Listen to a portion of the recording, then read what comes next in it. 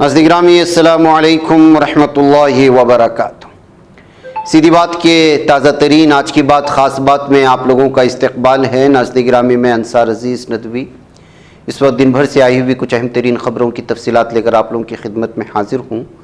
तफसीलात में जाने से पहले आप लोगों से जो दरख्वास्त होती है उस पर भी तवज्जो करें। आज का एक प्राइम टाइम शाये हुआ है, जिन अहबाब ने नहीं देखा है ज़रूर जा कर के देखें, दूसरों तक फैलाने की कोशिश करें, लिंक को शेयर करें। इदारे की मजबूती नाज़रीन गिरामी आप लोगों की मजबूती है और आप जानते हैं कि करना क्या है। आइए नाज़रीन गिरामी ख़बरों की जानिब बढ़ते हैं। और पहली ख़बर है मैसूर से। और आप लोग जानते हैं कि हलाल तिजारत के लिए किस कदर कोशा रहना पड़ता है इंसान को। ऐसे हालात में जब मुबारक सफ़र पर भेजने का और ख़िदमत करने का मौका हो और उसमें जो है आपको कोई मौका मैसर आए तो उसका भरपूर फ़ायदा भी उठाना चाहिए और दुनिया के साथ साथ आखिरत का सामान भी अपना नाम कर लेना चाहिए। ऐसे ही गुज़िश्ता 7 सालों से उम्रा व हज को भेजने वाले एक मशहूर व मारूफ़ इदारा अल-क़ासिम इंटरनेशनल टूर्स एंड ट्रैवल्स का एक और जो है शाख खुल गई है। अभी कुछ दिन पहले बेंगलुरु के करीब में मौजूद कुनिगल नामी इलाके में एक शाख का इफ्तिताह हुआ था। अब मैसूर के इलाके में भी जो है इस शहर में जो है मैसूरा के नाम से एक और इनका शाख का इफ्तिताह हुआ है। और इस शाख का इफ्तिताह शहर मैसूर के मारूफ़ व मशहूर शख्सियत जनाब शेख रजब अली साहब दामद बरकातुहुम, जो कि खानक़ाह गुलशन इफ्तिखार मैसूर के सरबराह हैं और शहर मैसूर में एक अपना तारुफ़ रखते हैं, उनकी दुआया कलिमात से इसका आगाज़ हुआ। और इस मौके पर मुख्तलिफ़ जो है यहाँ के उलमाए किराम और आसपास के उलमाए किराम ने शिरकत की। और मैसूर से इमसाल क़ासिम टूर्स एंड ट्रैवल्स के ज़रिए से इसी महीने जाने वाले कुछ आज़मीन उम्रा ने भी इसमें शिरकत करते हुए इस मौके पर जो है दुआओं से नवाजा इस नए शाख के लिए। और इस वक्त जो इस महफ़िल के अहम तरीन शख्सियत थे, मदऊ थे, जनाब शेख रजब अली साहब, उन्होंने हलाल तिजारत को लेकर के कहा कि शुरुआत में तो हम जो है बिस्मिल्लाह के ज़रिए से शुरू कर देते हैं, नीयत भी अच्छी होती है, लेकिन गुज़रते अय्याम के साथ इसमें जो है कुछ शैतानी करतूत शामिल होने की कोशिश होती हैं लालच के चलते। ऐसे में इन तमाम चीज़ों से रुकते हुए जो है इस सिलसिले में बढ़ना चाहिए, ये कहते हुए उस मौके पर जो मेहमानान आए थे इदारे की जानिब से उनकी इज़्ज़त अफ़ज़ाई भी हुई। और अल-क़ासिम टूर्स एंड ट्रैवल्स के जो मालिक हैं जनाब मुफ्ती आदिल साहब और जनाब मुफ्ती ज़करिया साहब और भी जो हैं वो इस मौके पर शरीक थे। और मैसूरा को हैंडल करने वाले उसके भी जो है मालिक इस मौके पर तमाम मेहमानों का इस्तकबाल किया। और अगले महीने इसी से जो है लगभग 100 से ज़ायद जो है अफराद उम्रा को जाने वाले हैं। इस मौके पर उसका उन्होंने ऐलान भी किया और मज़ीद इसमें शामिल होने वाले उलमाए किराम के सिलसिले में भी तफसीलात जो है फ़राहम करने की कोशिशें हुई हैं। आइए नाज़रीन गिरामी दूसरी ख़बर की जानिब बढ़ते हैं। कांग्रेस जनरल सेक्रेटरी के सी वेणुगोपाल ने अमेरिका में राहुल गांधी के तबसरों को लेकर बीजेपी के हमले पर जवाबी हमला करते हुए मंगल के रोज़ कहा कि लोकसभा में हिज़्ब इख्तिलाफ के लीडर के सच बोलने से बीजेपी का पूरा निज़ाम घबराया और लड़खड़ाया हुआ है। कांग्रेस लीडर का कहना है कि बीजेपी को यह समझना चाहिए कि उसकी या वज़ीर आज़म नरेंद्र मोदी की मजम्मत हिंदुस्तान की मजम्मत नहीं है। के सी वेणुगोपाल ने एक्स पर इस ताल्लुक़ से पोस्ट किया जिसमें लिखा है कि बीजेपी पूरा निज़ाम घबराया हुआ है और लड़खड़ा रहा है क्योंकि राहुल गांधी जी ने बिल्कुल सच बोला है। मोदी का बुलबुला फूट गया है, उनकी खौफ की सियासत नाकाम हो चुकी है और कोई भी उन्हें या उनके चेयर लीडर्स के बैंड को संजीदगी से नहीं लेता।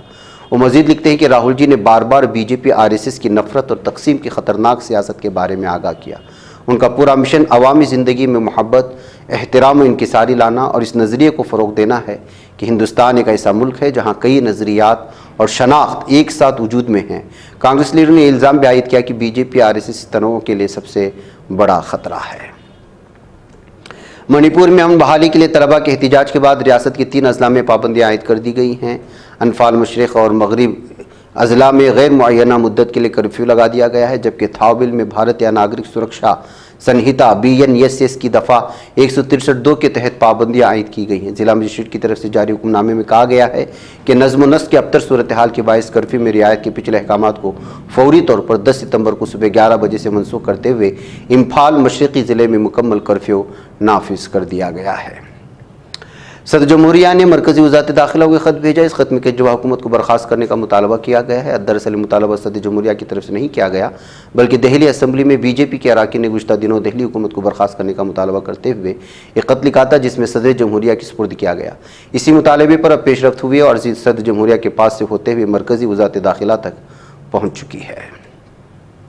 उत्तर प्रदेश के कानपुर के बाद राजस्थान के अजमेर में भी ट्रेन को बेपटरी करने की साजिश को नाकाम बनाने का दावा किया गया है। रिपोर्ट के मुताबिक अजमेर के डेडिकेटेड फ्रेट कॉरिडोर पर पीर की रात को सराधना और बांगड़ग्राम रेलवे स्टेशन के दरमियान 2 जगहों पर रेलवे ट्रैक पर तकरीबन 1 क्विंटल वजन का सीमेंट ब्लॉक रखा हुआ था, ताकि ट्रेन को पटरी से उतारा जा सके। ट्रेन रेलवे ट्रैक पर रखे हुए सीमेंट ब्लॉक को तोड़ते हुए आगे निकल गई। राहत की बात है कि ट्रेन हादसे की शिकार नहीं हुई और एक बहुत बड़ा हादसा टल गया। उत्तराखंड के रुद्रप्रयाग जिले में केदारनाथ कौमी शाहराह पर मिट्टी के तूदे गिरने से 3 यात्रियों की मौत हुई है। तीनों लाशें पुलिस के हवाले कर दी गई हैं। NDRF और SDRF का बचाव ऑपरेशन अभी भी जारी है। Rudraprayag district disaster management officer Nandan Singh Rajwar ने बताया कि सोनप्रयाग और गौरीकुंड के दरमियान मोंकटिया के करीब पेश आने वाले इस हादसे की इत्तला पीर की शाम तकरीबन 7:03 बजे मौसूल हुई थी। हज कमेटी ऑफ इंडिया ने सूबाई हज कमेटियों, हज से वाबस्ता सरकारी व गैर सरकारी तंजीमों, पासपोर्ट ऑफिस की तातीलात, बाज़ रियासतों इलाकों में शदीद बारिश के सबब निज़ाम ज़िंदगी के मुतासर होने और खुद आज़मीन हज के शदीद मुतालबे पर हज दरख्वास्त फार्म जमा करने की तारीख में तोसी कर दी है। मगरबी बंगाल के RG-कर अस्पताल में डॉक्टर मुबैना असमत कत्ल के खिलाफ एहतजाज करने वाले जूनियर डॉक्टरों ने पीर की शाम कहा है कि वो मंगल की शाम 5 बजे तक काम पर वापस आने की सुप्रीम कोर्ट की हिदायत के बावजूद काम नहीं करेंगे। उत्तर प्रदेश के बहराइच में आदमखोर भेड़ियों ने लोगों में खौफ का माहौल कायम किया है। तो वहाँ तकरीबन 35 गांव में उन खूनखार भेड़ियों ने कई इंसानों को निशाना बनाया, जिसमें 9 बच्चों समेत 10 लोगों की मौत हुई। भेड़ियों का खौफ इतना ज़्यादा बढ़ गया है कि लोग चीन की नींद भी नहीं ले पा रहे और रात भर जाकर अपने बच्चों को बेखिफात कर। महकमे जंगलात के मुताबिक 6 भेड़ियों का एक झुंड था, जिसमें 2 नर 2 मादा भेड़िए पकड़े जा चुके हैं। इस दरमियान दहशत की अलामत बन चुका 5वां भेड़िया भी पकड़ा गया है। उसे महकमे जंगलात ने अपने पिंजरे में कैद कर लिया है। जमीयत उलमा हिंद ने ऐलान किया कि वो आसाम में फॉरेन ट्रिब्यूनल के हालिया फैसले को हाईकोर्ट में चैलेंज करेगी, जिसमें 28 मुसलमान जिनमें खवातीन भी शामिल हैं को गैर मुल्की करार देकर जबरन हिरासती कैंपों में भेज दिया गया। जमीयत उलमा हिंद की जारी करदा प्रेस बयान के मुताबिक मौलाना अरशद मदनी ने इस फैसले पर शदीद तनकीद करते हुए कहा कि कानूनी अमल में वाज़ेह बेकायदगियाँ मौजूद हैं, ख़ासतौर पर 12 अफराद के केसेस में जिन्हें एक तरफा हुक्म के तहत गैर मुल्की करार दिया है। दिल्ली की एक अदालत ने पीर के रोज़ आम आदमी पार्टी रुकन असम्बली अमानतुल्लाह खान को 14 दिनों के लिए अदालती हिरासत में भेज दिया और 23 सितंबर तक अदालती हिरासत में रहेंगे। इन्फोर्समेंट डायरेक्टरेट ने मनी लॉन्ड्रिंग से जुड़े मामले में अदालत से अमानतुल्लाह को 14 दिनों की अदालती हिरासत में भेजने की गुजारिश की थी। इस गुजारिश को राउस एवेन्यू कोर्ट की स्पेशल जज राकेश सयाल की अदालत ने मंजूर किया और अमानतुल्लाह को अदालती हिरासत में भेजने का फैसला सुना दिया। कलकत्ता के आजकल अस्पताल में ट्रेनी डॉक्टर के असमत कत्ल के 1 माह गुजर चुका है, लेकिन अभी तक कत्ल की वजह मालूम नहीं हो सकी। CBI की जांच में आए रोज़ नए इंकशाफात हो रहा है। ऐसी सनसनीखेज़ मालूमात सामने आई हैं, जिसको देखकर CBI अफसरान भी हैरान है। आजकल अस्पताल के साबिक प्रिंसिपल डॉक्टर संदीप घोष कत्ल के वक्त कहाँ थे? वह अस्पताल में मौजूद थे या घर में? संदीप घोष के मोबाइल टावर के लोकेशन ने इसका राज खोल दिया है। बीजेपी ने हरियाणा असम्बली इंतखाबात 2024 के लिए 21 उम्मीदवारों की दूसरी फहरिस्त जारी की। फहरिस्त में 2 मुस्लिम उम्मीदवारों को टिकट दिया गया है। बीजेपी ने फिरोजपुर झरका से नसीम अहमद और पिन्हाना से एजाज खान को मैदान में उतारा है। यूक्रेन ने मंगल की सुबह दारुलहुकूमत कैफ पर रूस की जानिब से किए गए ड्रोन हमले को पसवा करने का दावा किया। राजधानी कैफ की फौजी इंतजामिया ने इस कामयाबी की इत्तला टेलीग्राम एप्लीकेशन पर दी। इससे कबल रूसी हुक्काम ने इत्तला दी कि यूक्रेन के एक हमले में रूसी इलाके में बच्चा हलाक हो गया। रूसी हुक्काम ने बताया कि रूसी फ़िज़ाई दिफा ने रात के वक्त 70 से ज़्यादा यूक्रेनी ड्रोन्स को मार गिराया है। शिमाली वियतनाम में समुद्री तूफान यागी ने तबाही मचा दी है, जिसके नतीजे में 65 अफराद हलाक हो चुके और 39 अफराद दीगर लापता। वियतनाम की वज़ारत ज़राअत और देही तरक्यात ने मंगल की सुबह मालूमात फराहम की। वज़ारत के मुताबिक तूफान और उसके बाद आने वाले सैलाब लैंड स्लाइडिंग की वजह से 752 अफराद ज़ख्मी हुए हैं, जिनमें सबसे ज़्यादा 526 अफराद सूबे क्वांग नैंग में और 81 अफराद शहर हाइफोन में ज़ख्मी हुए हैं। शिमाली कोरिया के सरबराह किम योंग जोन का कहना है कि उनका मुल्क जौहरी क़ुव्वत की तामीर के लिए एक पॉलिसी पर अमल पैरा है ताकि जौहरी हथियारों की तादाद में बड़ा इजाफा किया जा सके। कोरिया की मरकज़ी खबर रसाई एजेंसी के मुताबिक किम योंग ने इस बात का इजहार गुज़िश्ता शब शिमाली कोरिया की यौम तासीस की यादगारी तकरीब से खिताब में किया था। ऑस्ट्रेलिया ने इसराइल से अपील की है कि अक़वाम मुत्तहिदा सलामती कौंसिल की फायरबंदी तजवीज़ कबूल कर ली जाए। रूसी वज़ीर ख़ारिजा सरगई लावरोफ ने कहा कि ऐसे अनासिर हैं जो मशरिक़ वस्ता में बड़े पैमाने पर इलाक़ाई जंग को हवा देना चाहते हैं, जिसके खिलाफ आवाज़ उठाने की ज़रूरत है। लावरोफ ने सऊदी अरब की दारुल-हुकूमत रियाद में मुनक़िदा रूस खलीजी ताउन कौंसिल इजलास के बाद सवालात के जवाब दिए हैं। इराक़ी दारुल-हुकूमत बगदाद में एक फ़ौजी चेक पॉइंट के करीब खड़े टकटक में नसब बम फटने के नतीजे में 2 हिफाजती एहलकार हलाक हुए।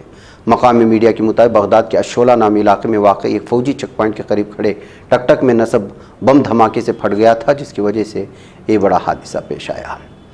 आज सुबह शादी के वक्त गजा की पट्टी की जुनूब में वाक़ खान यूनिस में बेघर अफराद के कैंपों को मिसाइलों से निशाना बनाया गया है। जालिम दहशतगर्द इसराइली दरिंदों ने गजा की पट्टी में शहरी दिफा के ऐलान के मुताबिक इस हमले में कम से कम 40 अफराद जाँ बहक और 60 जख्मी हुए। जालिम दहशतगर्द इसराइल का दावा है कि उसने हमास की कमान के मरकज़ को निशाना बनाया था, लेकिन आप जानते हैं कि हमास के नाम पर किस तरह से ये मासूमों का खून चूस रहा है और दरिंदगी की हदें पार कर रहा है सहूनी दरिंदे। नाज़रीन, मुझे इजाज़त। अस्सलामु अलैकुम रहमतुल्लाहि व बरकातहू।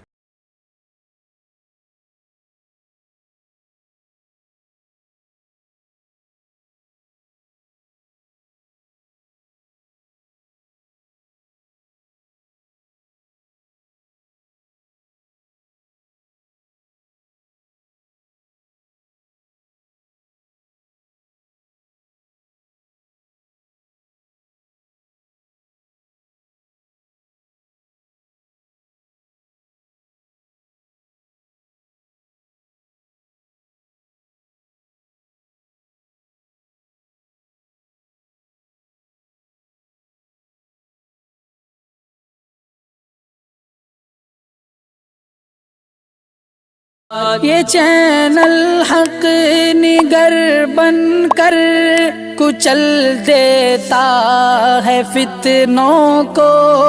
अगर गंदी हो पॉलिसी तो मरते देख कितनों को। इसी बाजार में बिकते हुए देखा है सपनों को। सभी यकसां है ये पैगाम दो गैरों को अपनों को।